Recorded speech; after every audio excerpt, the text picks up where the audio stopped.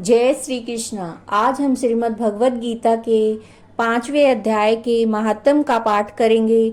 श्रीमद् भगवत गीता एक परम पवित्र ग्रंथ है, जिसका जितनी बार भी पठन और श्रवण किया जाए, यानी जितनी बार भी इसे पढ़ा जाएगा, जितनी बार इसे सुना जाएगा, उतना ही हम इसे कुछ ना कुछ नया सीखते जाएंगे और हमारे जीवन में सरलता आती जाएगी। तो आइए हम आरंभ करते हैं। श्री भगवान कहते हैं, देवी, अब सब लोगों द्वारा सम्मानित 5वें अध्याय का महात्म संक्षेप में बतलाता हूँ, सावधान होकर सुनो। मद्र देश में पुरुकुत्सर नामक एक नगर है। उसमें पिंगल नामक एक ब्राह्मण रहता था। वह वेद पाठी ब्राह्मणों के विख्यात वंश में, जो सर्वथा निष्कलंक था, उत्पन्न हुआ था, किंतु अपने कुल के लिए उचित वेद शास्त्रों के स्वाध्याय को छोड़कर ढोल आदि बजाते हुए उसने नाच गान में मन लगाया। गीत, नृत्य और बाजा बजाने की कला में परिश्रम करके पिंगलने की बड़ी प्रसिद्धि प्राप्त कर ली। उसी से उसका राजभवन में प्रवेश हो गया। अब वह राजा के साथ रहने लगा। प्राय स्त्रियों को बुला बुलाकर उनका उपभोग करने लगा। स्त्रियों के सिवा और कहीं उसका मन नहीं लगता था। धीरे धीरे अभिमान बढ़ गया।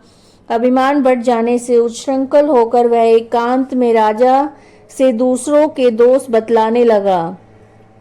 पिंगल की एक स्त्री थी जिसका नाम अरुणा था। वह नीच कुल में उत्पन्न हुई थी और कामी पुरुषों के साथ विहार करने की इच्छा से सदा उन्हीं की खोज में घूमा करती थी। उसने अपने पति को अपने मार्ग का कंटक समझकर एक दिन आधी रात में घर के भीतर ही उसका सिर काटकर मार डाला और उसकी लाश को जमीन में गाड़ दिया।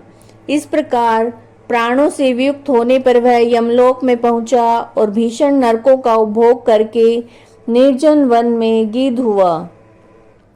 अरुणा भी भगंदर रोग से अपने सुंदर शरीर को त्याग कर घोर नरक भोगने के पश्चात उसी वन में शुकी हुई।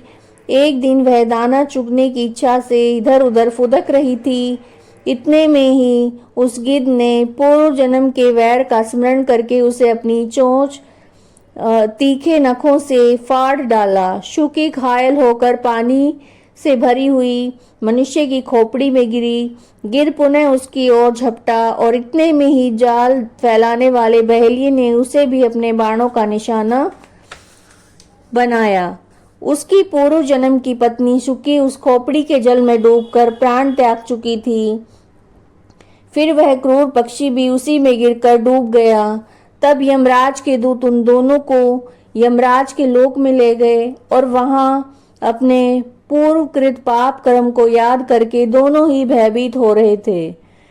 तदंतर यमराज ने जब उनके घृणित कर्मों पर दृष्टिपात किया, तब उन्हें मालूम हुआ कि मृत्यु के समय अकस्मात खोपड़ी के जल में स्नान करने से इन दोनों का पाप नष्ट हो चुका है। तब उन्होंने उन दोनों को मनोवांछित लोक में जाने की आज्ञा दी। यह सुनकर अपने पाप को याद करते हुए दोनों बड़े विस्मय में पड़े और पास जाकर धर्मराज के चरणों में प्रणाम करके पूछने लगे, भगवान, हम दोनों ने पूर्व जन्म में अत्यंत घृणित पाप का संचय किया है, फिर हमें मनोवांछित लोकों में भेजने का क्या कारण है, बताइए। यमराज ने कहा, गंगा के किनारे वट नामक एक उत्तम ब्रह्म ज्ञानी रहते थे। वे एकांत सेवी, ममता रहित, शांत, विरक्त और किसी से भी द्वेष न रखने वाले थे। प्रतिदिन गीता के 5वें अध्याय का जप करना उनका सदा का नियम था। 5वें अध्याय को श्रवण कर लेने पर महापापी पुरुष भी सनातन ब्रह्म का ज्ञान प्राप्त कर लेता है। उसी पुण्य के प्रभाव से शुद्ध चित होकर उन्होंने अपने शरीर का परित्याग किया था। गीता के पाठ से जिनका शरीर निर्मल हो गया था, जो आत्मज्ञान प्राप्त कर चुके थे, उन्हीं महात्मा की खोपड़ी का जल पाकर तुम दोनों पवित्र हो गए। अतः अब तुम दोनों मनोवांछित लोकों को जाओ, क्योंकि गीता के 5वें अध्याय के महात्म से तुम दोनों शुद्ध हो गए हो।